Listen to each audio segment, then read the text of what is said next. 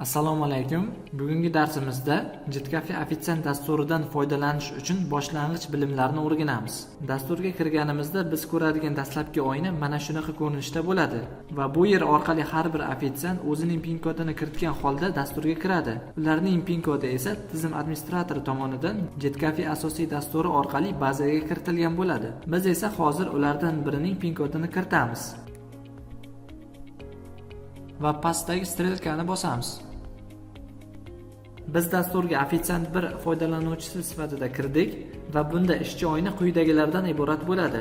Mana bu qatorda bazaga kiritilgan zallar mavjud va har bir zalning ichida ma'lum bir miqdorda stollar bo'ladi. Bizda hozircha mana shu zallar hamda ularning tarkibidagi ushbu stollar mavjud va bunda qo'shimcha zal va unga tegishli stollar zarur bo'lganda asosiy dastur orqali tizim administratori tomonidan qo'shiladi. Endi esa biror bir stolga kiramiz. Ushbu oyna asosiy ish olib boriladigan ishchi oyna hisoblanadi.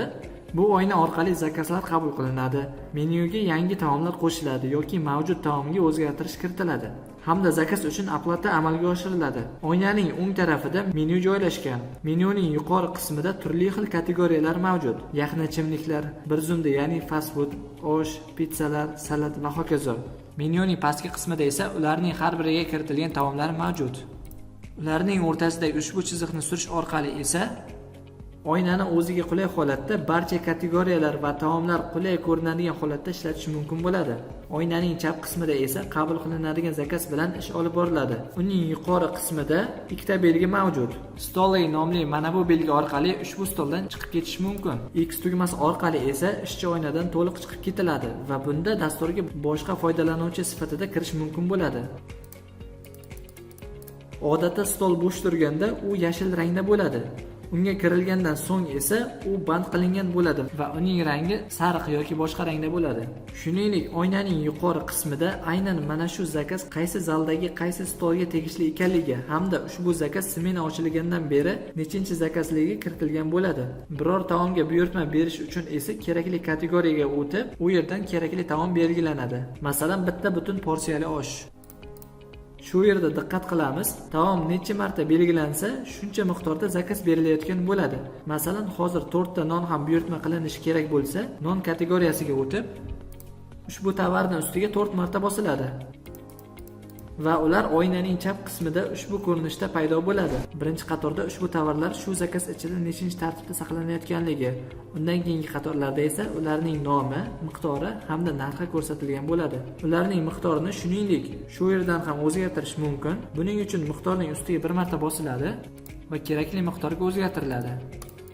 Bundan tashqari pastdagi raqamlar bo'limi orqali ham miqdorni o'zgartirish mumkin. Mana bu belgi orqali esa belgilangan tovarning miqdori 0 ga tenglashtiriladi. X tugmasi orqali esa ushbu tovar shu zakazdan o'chirib yuboriladi.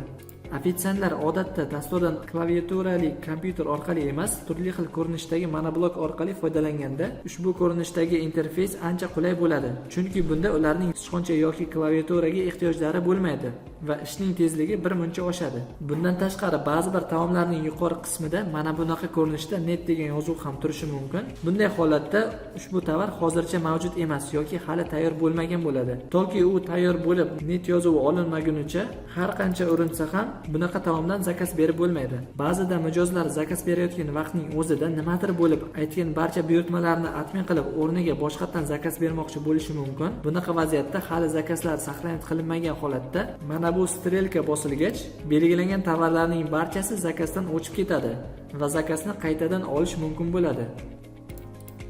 Zakaz to'liq qabul qilingach esa mana bu yerdagi saqlanib tugmasi bosiladi. Va shu zahoti ular bo'yicha ma'lumot sexlarga yuboriladi hamda u yerdagi printerdan mana bunaqa ko'rinishda zakazning cheki chiqadi. Shuningdek, qandaydir sabab tufayli mijoz saqlanib qilib bo'lingan zakazdagi biror taomni admin qilmoqchi bo'lsa, dastlab kerakli taom belgilanadi hamda pastdagi mana bu redaktiruy tugmasi bosiladi. Bizda offitsiantlar uchun zakazni admin qilish funksiyasiga ruxsat berilmagan. Shuning uchun ham bu yerda mana bunaqa oyna ochiladi. Bu yerda esa zakazni admin qilish funksiyasidan foydalanish uchun ruxsat kimga berilgan bo'lsa, unga murojaat qilib, uning PIN kodi kiritiladi. Masalan, menejerning PIN kodi. So'ngra oplata tugmasi bosiladi hamda bu yerdan miqdor 0 ga tenglashtiriladi. va saqlanish tugmasi bosiladi. Va sexdagi printerdan mana bunaqa ko'rinishda atmina cheki chiqadi. Agar nimadir sabab bo'lib biror taom bo'yicha chek sexdagi printerdan chiqmay qolgan bo'lsa yoki chek yo'qolib qolgan bo'lsa, misol uchun mana bu tovuq kabob bo'yicha chek yo'qolib qolgan bo'lsa, dastlab u belgilanadi hamda pastdagi mana bu perepechata tugmasi bosiladi. Va shu zahoti sexdagi printerdan mana bunaqa ko'rinishda chek chiqadi va uning tepasida perepechat so'zi turadi. Oynaning pastki chap qismida esa zakaz bo'yicha umumiy summa turadi va har safar o'zgarish bo'lganda ushbu summa avtomatik tarzda mos ravishda yangilanadi. Aplata qilishdan oldin mijoz hisobni so'raydigan bo'lsa, mana bu yerdagi prechek tugmasi bosiladi va mijozga zakaz bo'yicha prechek chiqarib beriladi. Aplatani esa kassir JetCafe asosiy dastur orqali amalga oshiradi. Shu tariqa dasturdan foydalanish bo'yicha dastlabki ko'nikmalar shakllanadi. Bugungi darsimiz shulardan iborat edi. E'tiboringiz uchun rahmat.